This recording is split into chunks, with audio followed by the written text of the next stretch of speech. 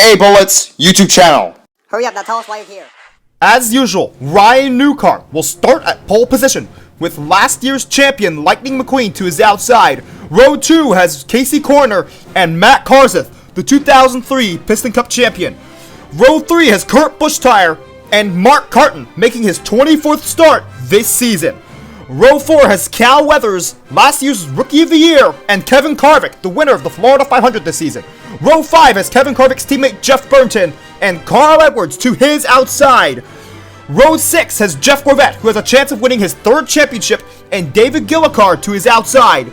Row 7 has Dale Earnhardt Jr. and Brick Yardley, who will be starting in the same row once again. Row 8 has Morey Clutchburn, who's had a better than average season, and Kyle Busch-Tire to his outside. Row 9 has Clint Bokar and Kevin Shiftright, who's had one win this season.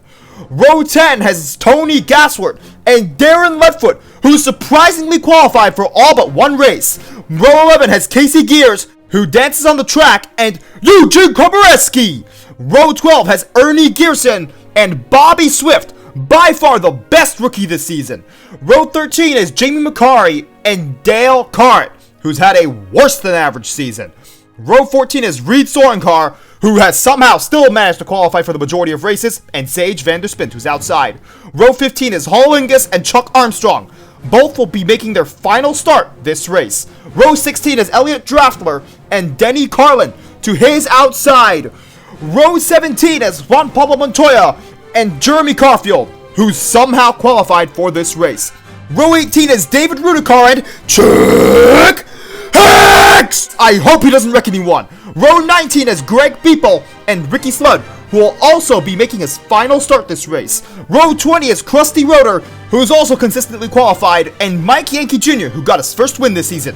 Row 21 is Sammy Smelter, I hope he takes a car wash, and Martin Carrix Jr. to his outside. And starting in 43rd is Lee Revkins, who beat Paunchy Wipeout by quite a lot to qualify for this race. He, among many others, failed to qualify for this race. Now, let's get on to the race, where Ryan Newcar would lead for the first 3 laps before he'd lose the lead to Matt Karseth, who would lead all the way until lap 47, where he'd lose the lead to Kurt Busch-Tire. Kurt Busch-Tire would keep the lead until lap 50, where his teammate Ryan Newcar would pass him for the lead. He'd keep the lead until lap 53, where once again, Matt Karseth would take the lead from him. Matt Karseth would hang on to the lead for 10 laps before Kurt Busch-Tire would retake the lead, leading for 10 more laps. But on lap 73, Krusty Roeder would be out because of an engine failure. Kevin Shiftright would take the lead on lap 74, where he'd lead until lap 79, when Kyle Busch-Tire would take the lead. He'd only lead for 1 lap because Denny Carlin would take the lead on lap 80, and then lead until lap 85, where Matt Karseth would once again take the lead, leading all the way until lap 129, where Ernie Gearson would take the lead from him. He'd lead for 2 laps before he'd lose the lead to Casey Gears, probably dancing. But on lap 133, he'd lose the lead to Matt Karseth, who would go on to lead some more laps. But on lap 149, Martin Carrix Jr. would take the lead. He'd lead until lap 150, where Lightning McQueen would take the lead from him. He'd lead all the way until lap 194, where Martin Carrix Jr. would retake the lead, leading until lap 195, where once again, Matt Karseth would take the lead. He'd lead all the way until lap 243, where Lightning McQueen would retake the lead. He'd lead until lap 249, but unfortunately, not unfortunately, hooray! Chuck X is out because of Sammy Smelter, who stinks. Wait, that's the reason the mean green car's out? Because Sammy Smelter farted on him? Wow! Sammy Smelter's stench actually helped! And since this fart was popular, Sammy Smelter did not get a suspension. Matt Karseth would take the lead after the restart and then lead into lap 271, where Cal Weathers would take the lead from him. He'd lead into lap 286, where Darren Ledfoot, who's very good at leading laps in the Dinoco 400, would take the lead. But on lap 289, Denny Carlin would take the lead from him. He'd lead into lap 301, where Eugene Komareski would take the lead for himself. But he'd only lead for 2 laps because Kurt Busch-Tire would be second as of lap 302, where he wrecks who? Eugene Komareski, who's now out! After the restart, Kurt Buschtire would take the lead, leading until lap 306, where Sage Vanderspin would take the lead from him. He'd only lead for 2 laps, but in the meanwhile, Jeff Burton would jump over a car. That car was Mike Yankee Jr., and Mike Yankee Jr. had this to say. The car that would take the lead later in the lap is Cal Weathers, who'd go on to lead for 10 laps before Lightning McQueen would take the lead from him. He'd lead until lap 323, where Ernie Gearson would take the lead from him. He'd lead until lap 350, where Chuck Armstrong would take the lead from him, probably leading his final lap. But later in the lap, Bobby Swift would take the lead from him. He'd lead until lap 364, where Matt Kenseth would once again retake the lead.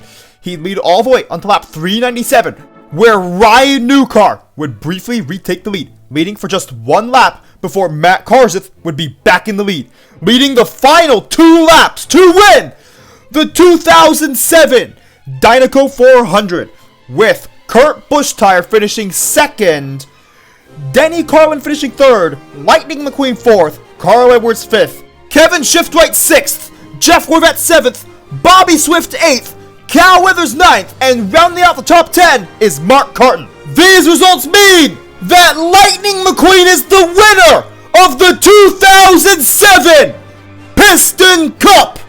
Lightning McQueen has now won 2 Piston Cups in a row, making his total count of Piston Cups 2, tied with Jeff Gorvette, who came 2nd this season. Matt Kenseth moved up to 3rd because he was the winner of the 2007 Dinoco 400. Cal Weathers would finish 4th this season, and Kevin Shiftwright would once again finish in the top 5. Unfortunately, Brick Yardley would have to miss out on the top 5 points finish. Tony Gass would have finished behind him in 7th. Denny Carlin would finish 8th, and Bobby Swift, this year's Rookie of the Year, would finish 9th.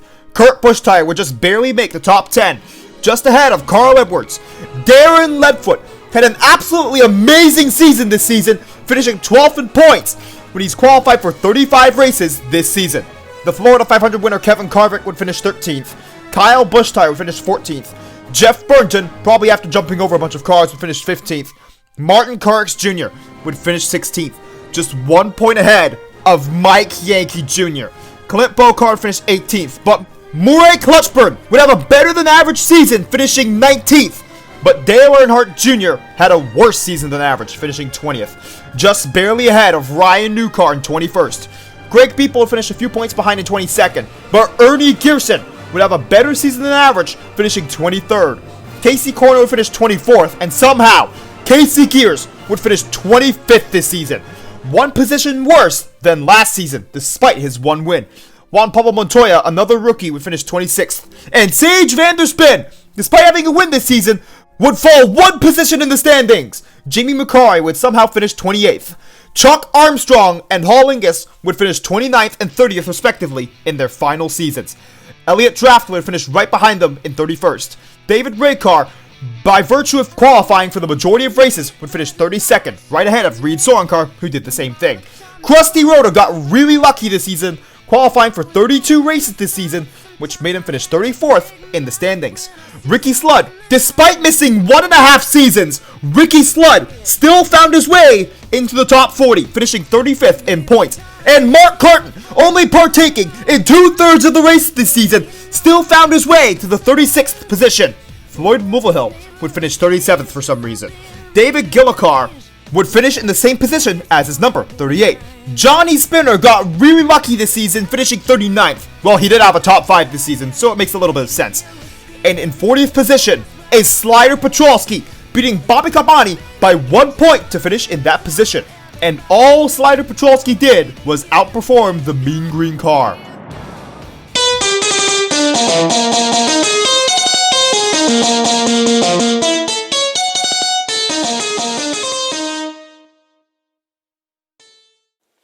Remember to press the notifications button, which goes ring, ring, ring after you press it.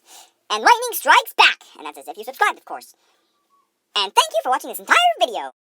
Lee Revkins made sense to qualify for this race, as he had the 20th fastest lap in practice. And I hope the Mean Green car never finishes in the top 40 ever again. Not that he did it this season, but I just hope he never finishes in the top 40 ever again, because he's such a mean car. If anything, if he hasn't passed it already, he'll end his career with more suspensions than wins. The 2008 Florida 500 will not be out within the next few days because it takes a very long time to make a Florida 500 video, but it will still be out very soon.